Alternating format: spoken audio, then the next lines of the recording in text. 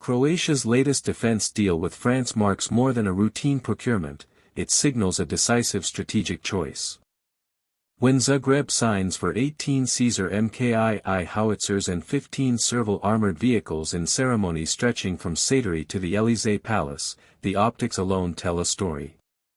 This is a small state deliberately anchoring itself inside a French-led land warfare ecosystem, one built around common platforms, shared doctrine, and increasingly intertwined industrial ties. But why does this matter now? And what does it reveal about the shifting balance of power on NATO's southeastern flank? To understand the significance, we need to rewind. Croatia's pivot toward France began with its acquisition of 12 Rafale fighters, a purchase that surprised some observers who expected Zagreb to deepen ties with the United States or Germany. Instead, Croatia chose an aircraft that pulls it closer to France's broader defense architecture. That choice is now reinforced by land systems, 155mm Caesar artillery and VBMRL Serval armored vehicles, both central pillars of France's Scorpion combat modernization effort. Step by step, Croatia is not just buying equipment, it is buying into an ecosystem. The Caesar MkI sits at the heart of that decision. This upgraded version of the battle-proven French howitzer retains the familiar 155mm/52 caliber barrel, a rapid 6-round-per-minute fire rate, and a range passing 50 km with rocket-assisted ammunition.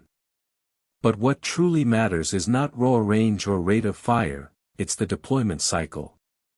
Caesar's shoot-and-scoot profile remains one of the fastest in NATO, a survival feature in battlefields saturated with hostile drones, counter-battery radars, and loitering munitions.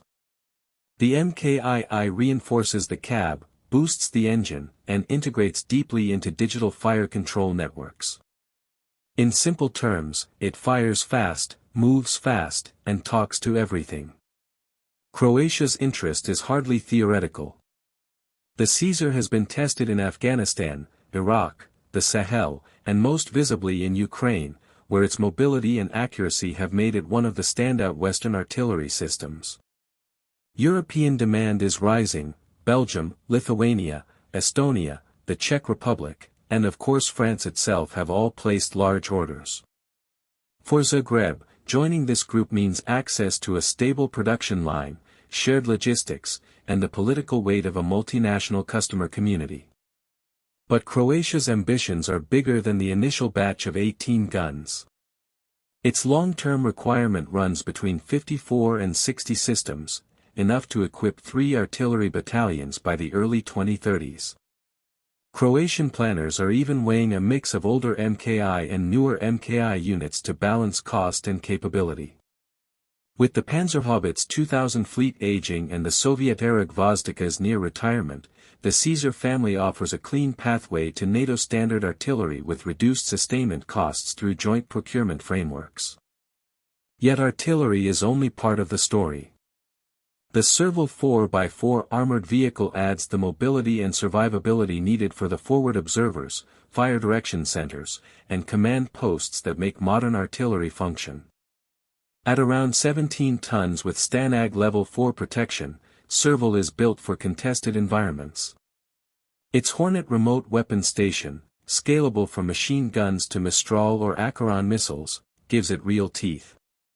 And because it is fully integrated into the Scorpion 6 architecture, Serval acts as a node in a digital mesh where information flows instantly and targeting cycles compress dramatically. For Croatia, this means its artillery won't simply fire farther, it will react faster. Taken together, Caesar and Serval reshape Croatia's sensor-to-shooter chain. Drones, radars, observers, and command posts become more tightly linked. Response times shrink. Survivability increases.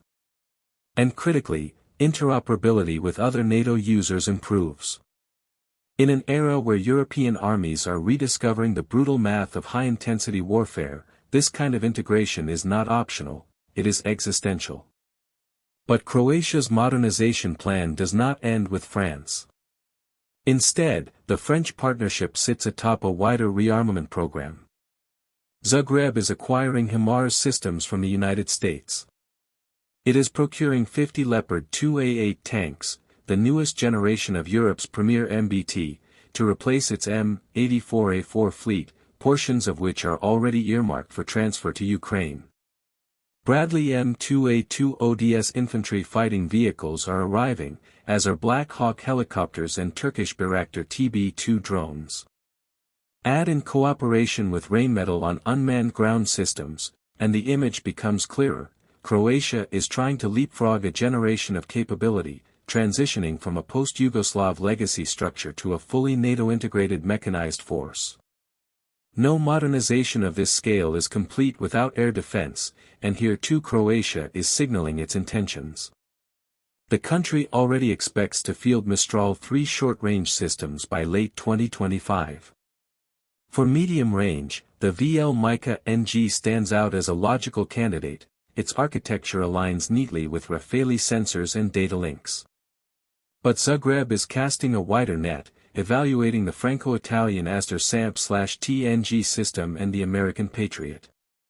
European safe funding and the EDIRPA mechanism may help offset costs, especially as Croatia positions itself as a contributor to NATO's layered air and missile defense posture. The deeper question is why Croatia is making these moves now. Part of the answer lies in geography. As a frontline state on NATO's exposed southeastern arc, Croatia sits between the Adriatic, the Balkans, and the wider Black Sea region. In a security environment defined by Russia's war on Ukraine, instability in the Western Balkans, and great power competition in the Mediterranean, Croatia cannot rely on legacy systems designed for low-intensity peacekeeping. It needs forces that can deploy fast, absorb punishment, and strike deep. Another factor is Europe's accelerating shift toward defense industrial consolidation. Countries that align early with major industrial champions, whether French, German, or American, will shape the standards, secure production slots, and gain political leverage.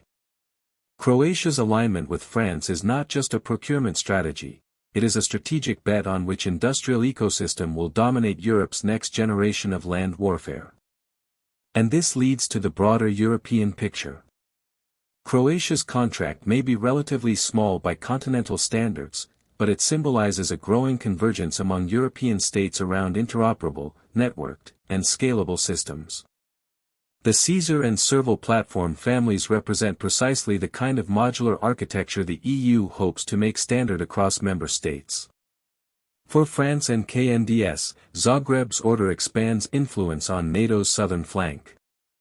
For Croatia, the benefits are practical: access to stable supply chains, shared training, and long-term political alignment. Ultimately, Croatia's modernization is not about matching great powers system for system. It is about coherence, building a force that can survive, fight, and communicate in the digital battlespace emerging around Europe.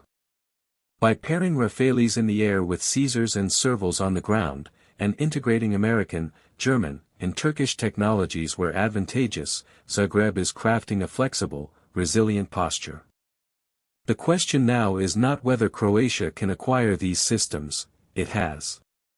The question is how quickly it can absorb them, integrate doctrines, train crews, and transform its command structures. Modern hardware enables capability, but only modern culture unlocks it. And as Europe watches the lessons of Ukraine unfold in real time, countries like Croatia understand that the time to adapt is not someday. It is now.